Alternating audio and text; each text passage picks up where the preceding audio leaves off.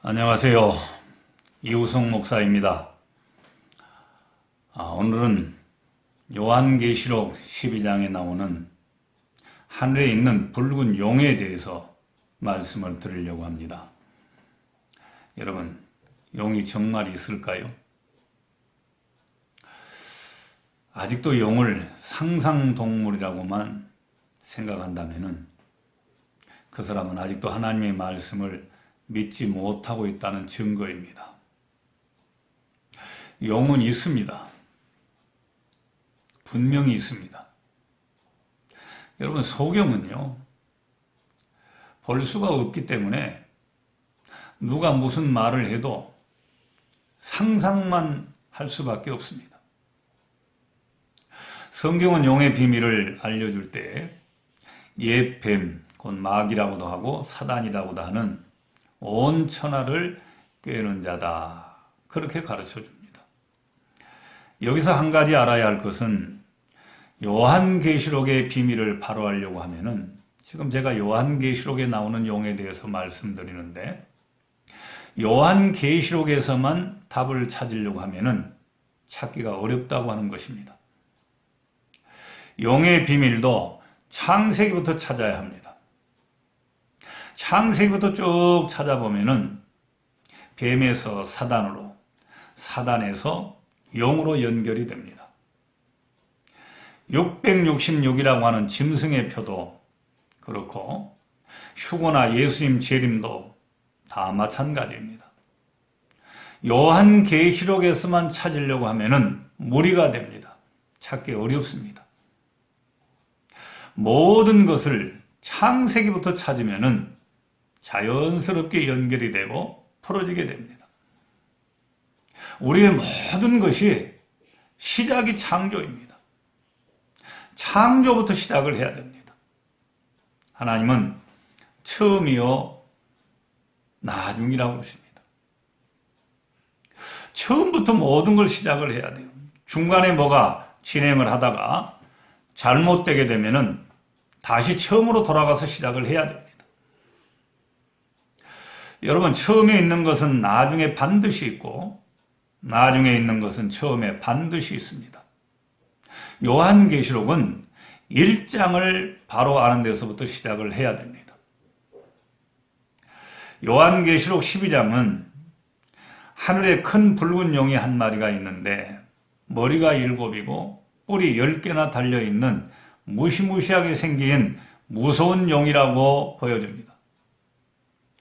문제는 이 용이 무슨 일을 하며 이 용 때문에 하늘과 땅에 어떤 일들이 생길 것이냐 하는 것입니다. 먼저 용은 하늘에서 두 가지 일을 한다고 하는 것을 우리에게 알려줍니다.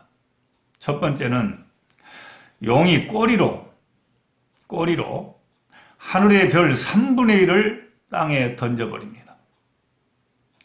여러분, 별 정도는 용이 꼬리로 떨어뜨려 버린다고 하는 거예요. 아무리 밝은 별이라고 할지라도 꼬리로 떨어뜨립니다. 두 번째 하는 일은 해산하려고 하는 여자 앞에서 아이를 낳으면은 삼키려고 합니다. 이 아이는 그냥 평범한 아이가 아니에요. 장차 만국을 다스릴 남자아이라고 분명히 성경이 말합니다. 낳을 때부터 특별한 아이입니다. 용이 끈 꼬리만 흔들어도 떨어지는 별들이 있는데 용이 입을 벌려서 삼키려고 하는 아이가 있다고 하는 겁니다. 이 일이 마지막 시대에 하늘에 있는 용이 하는 일입니다. 용이 하늘에 있다고 하는 것은 이미 에베소 2장에서도 사도 바울은 공중의 권세를 잡고 있다고 우리에게 가르쳐주고 있습니다. 용은 분명히 이런 영적인 존재로 지금도 공중을 지배하고 있습니다.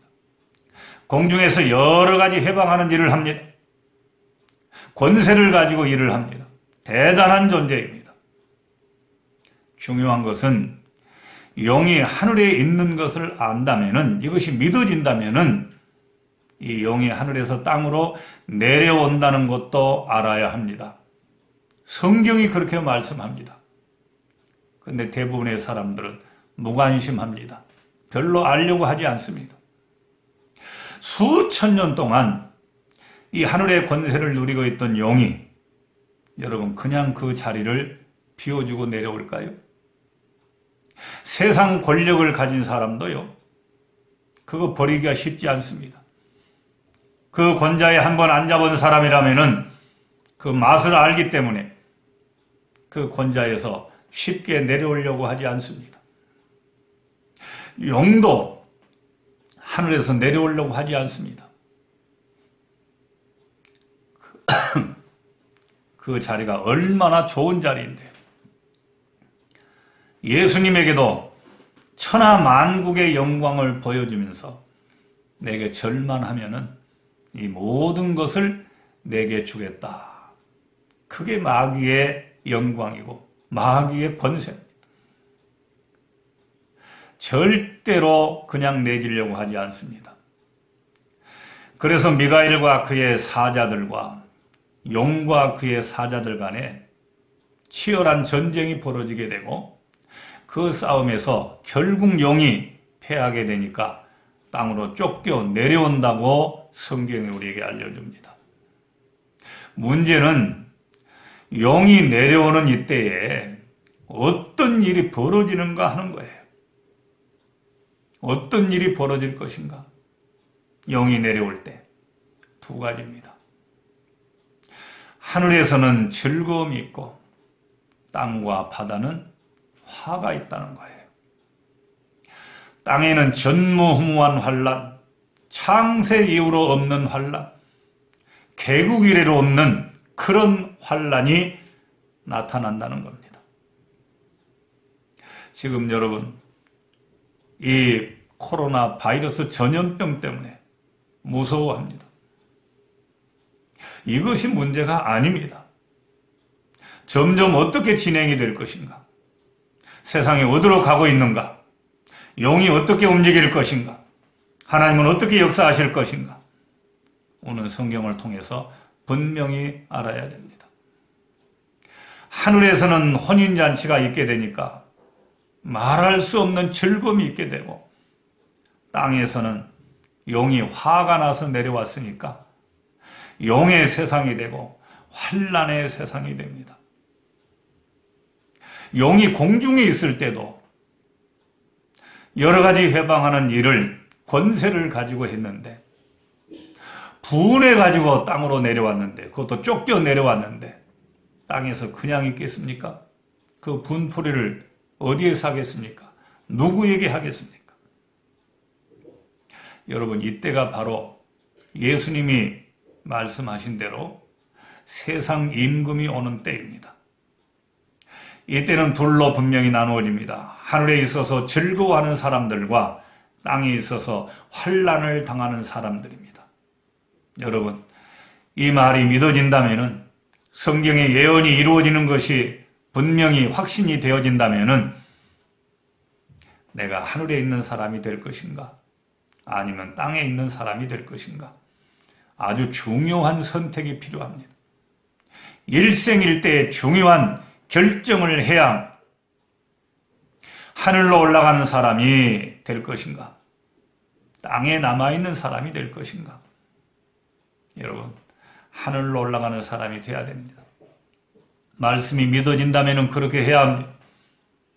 그러나 그냥 올라갈 수는 없습니다. 다 올라가고 싶지요. 다 올라가기를 원하죠. 여러분, 땅에서 하늘로 올라가는 일입니다. 쉬운 일이 아니라는 말입니다. 몇십 층, 고층 빌딩을 오르는데도 도구가 필요합니다. 엘리베이터라고 하는 기구를 통해서 올라가게 됩니다. 하늘로 올라가고 공중으로 올라가는 일입니다. 대부분의 사람들이 예수님 재림을 기다리고 그분이 오시기만 하면 다 올라간다고 말합니다. 저는 거짓말이라고 말합니다. 거짓말입니다. 이 말은 아주 중요한 말입니다. 어떻게 올라갈 건데요? 올라갈 수만 있다면 좋지요. 여러분, 좋다고 다 내 것이 될 수는 없잖아요. 도구가 있어야 됩니다. 올라가는 데는.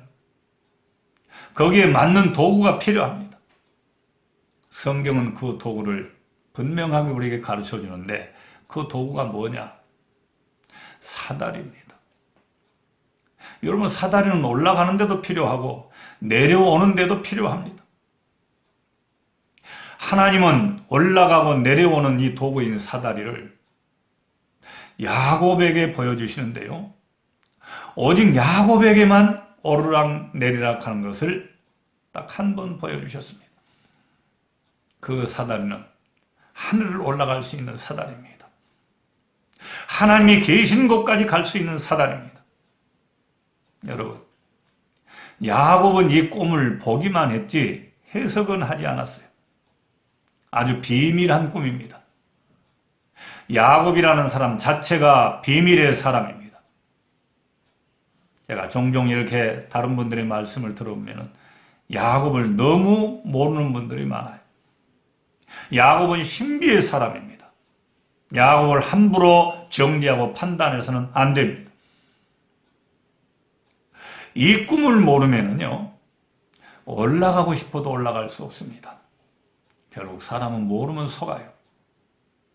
꿈의 비밀을 알아야 하고 사다리의 비밀을 알아야 합니다. 자, 여기에 대한 자세한 해석은 다음에 제가 기회가 될 때 말씀드리기로 하고, 오늘 중요한 것은 용이 땅으로 내려온다고 하는 거예요. 하늘의 별들도 꼬리로 떨어뜨리는 그 용이 내려오기 때문에 땅이 그대로 있으면 안 됩니다. 하늘로 올라가야 합니다. 예수님과 만나는 만남의 장소로, 즐거운 장소로, 잔치가 있는 그런 곳으로 올라가야 합니다. 그러지 않으면 땅에는 온통 환난의 세상이 됩니다. 오늘 여러분 모두는 사다리의 비밀을 알고 사다리 끝 하늘로 올라가서 즐거운 잔치에 참여할 수 있기를 바랍니다. 감사합니다.